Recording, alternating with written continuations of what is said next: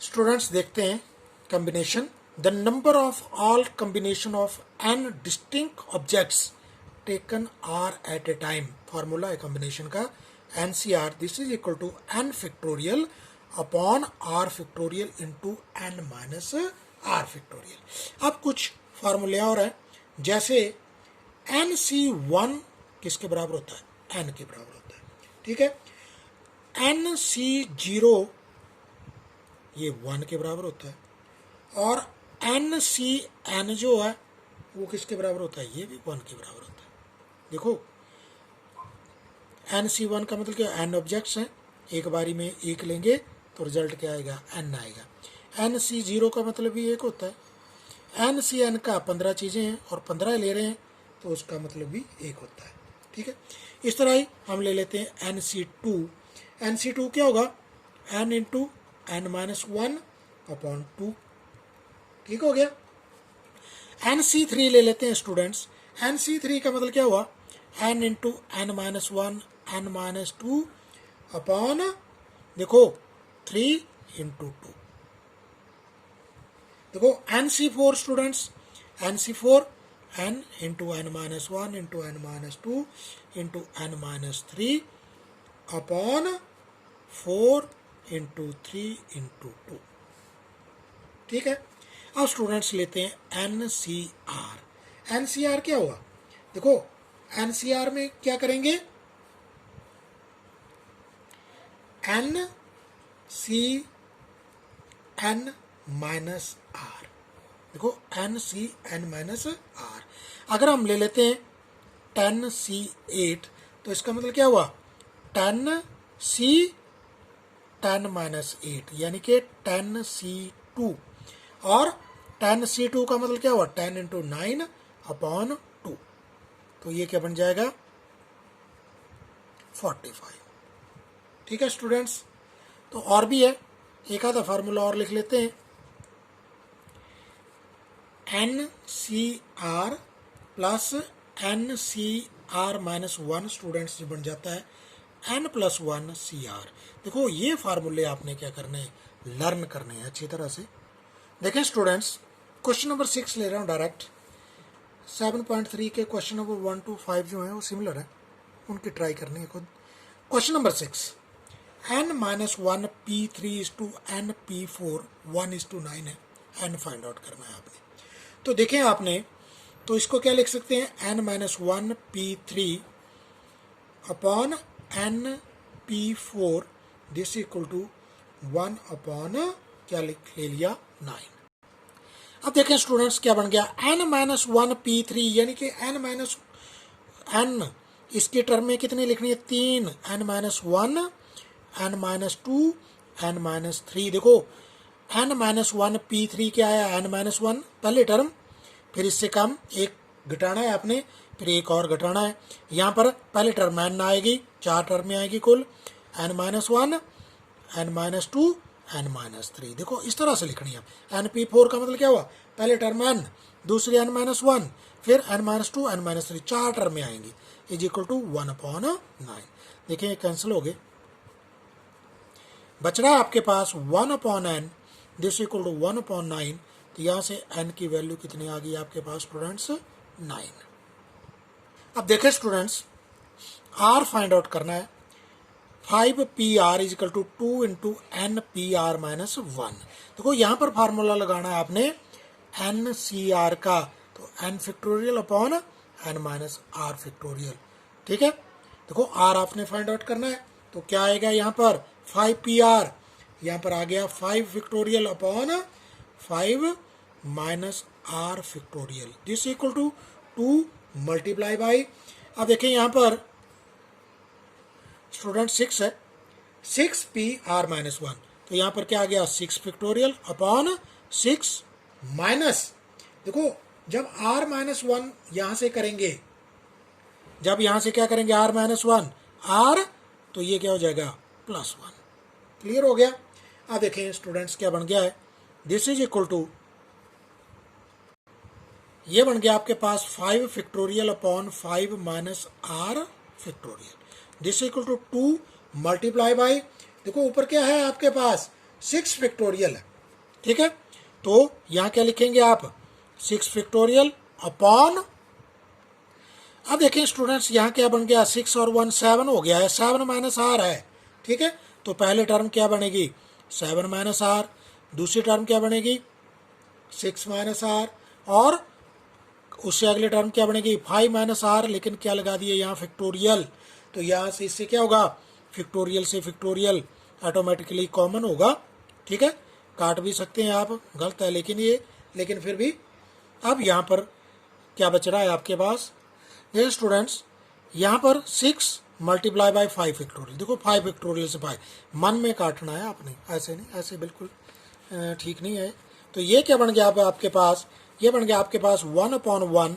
This equal to 12 upon 7 minus R into 6 minus R, तो cross multiply करके आपके पास जो टर्म बनेगी वो आ जाएगी आर स्क्वेयर, देखो एक अलजबरा है, minus 30r 13r plus 30 is equal to 0, तो आर माइनस, देखो दो वैल्यू आएंगी, R minus 3 R minus 10 is equal to 0, R is equal to 3 comma R is equal to 10, तो आर इज इक्वल टू 10 को आपने क्या करना है, कैंसिल करना है, ग्रेटर, देखो यहाँ से इससे ग्रेटर नहीं होना चाहिए, तो R is equal to 10 is not possible, not possible, तो आर इज इक्वल टू 3 जो है वो आपका क्या है, राइट आंसर है, देखो 10 रखेंगे यहाँ पर तब तो ये सारी रकम जो है गड़बड़ हो जाएगी, इसलिए 10 यानी are is equal to 3।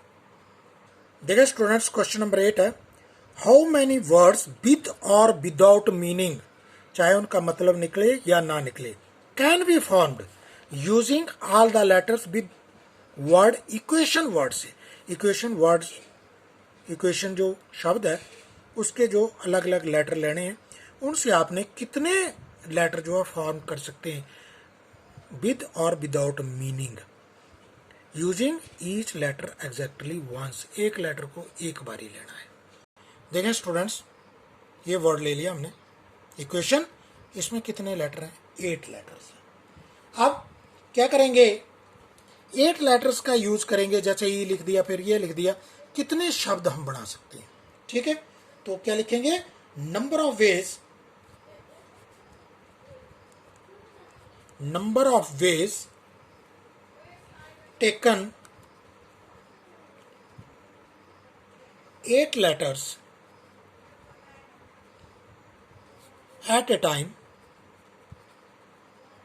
this is equal to 8p8, 8p8 का मतलब क्या हुआ students, 8 factorial upon 8 minus 8 factorial, तो इसका मतलब क्या हुआ 8 factorial upon 0 factorial, students 0 factorial जो है दिस इज इक्वल टू 1, ये आपने ध्यान रखना है, 0 फैक्टोरियल जो है वो 0 नहीं होता 1 होता है, तो इसका मतलब क्या हुआ 8 फैक्टोरियल, 8 मल्टीप्लाई बाय 7 6 5 4 3 2 1, इसको मल्टीप्लाई करेंगे तो ये आ जाएगा 40320, इतने लेटर जो है हम बना सकते हैं। स्टूडेंट्स क्वेश्चन नंबर 9 है, किताब से आपने पढ़ना है, वर्ड मंडे दिया हुआ है, इसमें 3 कंडीशनें दी हुई हैं, बोला हाउ मैनी वर्ड्स विद और without meaning can be made from the letter Monday, assuming that no letter is repeated if first है 4 letters taken at a time, used at a time, 4 letter जो है eight a time हम use करेंगे। पहले इसको solve करते हैं, तो नंबर ऑफ लेटर्स कितने हैं मंडे में, this equal to 6, taken at a time, second line लिखनी है, एक टाइम में कितने लेने हैं, 4 लेने हैं, तो लिखने हैं 4 letters can be selected 6p4 ways, देखो कितने तरीके, 4 लेटर 6 टोटल हैं, एक बारी में कितने लेने हैं, 4 लेने हैं, तो कितने सिलेक्ट करने का कितने तरीके बनेंगे, 6p4, तो ये क्या बन गया 6 फैक्टोरियल अपॉन 6 माइनस 4 फैक्टोरियल, तो क्या आ गया 6 फैक्टोरियल अपॉन 2 फैक्टोरियल, आप 6 into 5 into 4 into 3 into 2 factorial upon 2 factorial cancel, तो ये मल्टीप्लाई करेंगे 31 120 और दिस इक्वल टू 360। तो ये था फर्स्ट 360। अब इसका सेकंड पार्ट है आल लेटर्स, यानी कि 6 के 6 लेटर। तो क्या बनेंगे, 6 लेटर्स कैन बी सिलेक्टेड। अब सारे लेटर लेने तो 6p6 वेज हो गया। तो क्या बन गया, 6 factorial upon 6 minus 6 factorial, 6 factorial upon 0 factorial. इसका मतलब क्या होता है, 6 factorial, 6 5 4 3 2 1, this is equal to, ये बन गया 720। तो 720 बन जाएंगे। अब देखो थर्ड कंडीशन है, लेटर तो सारे यूज करने हैं, लेकिन जो फर्स्ट लेटर यूज करना है किसी वर्ड को बनाने का, उसमें क्या होगा, वोवल होगा। तो देखो मंडे में वोवल ORA है। तो फर्स्ट क्या बन गया, फर्स्ट लेटर जो होगा, first letter can be chosen